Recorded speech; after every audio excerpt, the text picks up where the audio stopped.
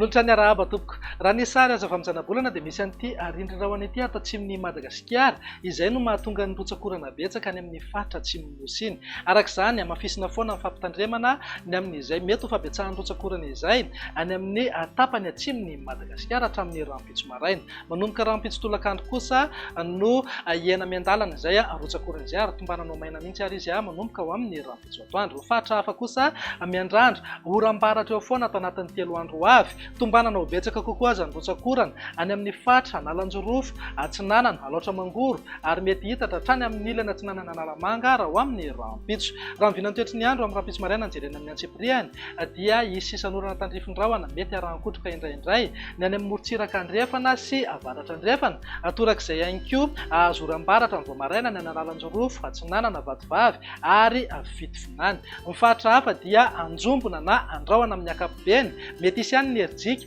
isina orana tandrifin-drahona amin'ny faritra sasany ho an'ny afovoantany sy ny faritra atsimon'ny nosy iny. Raha ny tolakandro indray dia saika hiamaina miandalana aloha amin'ny ankapobeny ny any Androy sy ny Ampania. Ny faritra hafa dia mety mbola hisy ihany ny oram-baratra amin'ny ankapobeny fa mitsitokotoko ihany izay rotsakorana izay.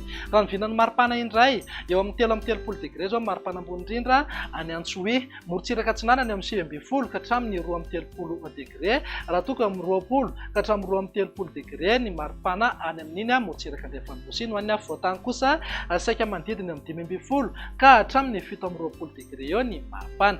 Raha mivinana toetry ny andro amin'ny zoma kosa indray dia miamaina miandalana ny any amin'ny tapany atsimon'ny Madagasikara, torak'izay ihany koa morontsiraka mivaditry mielaky. Ny faritra hafa miandrandro oram-baratra mety alohavana na arahana tafiotra avokoa.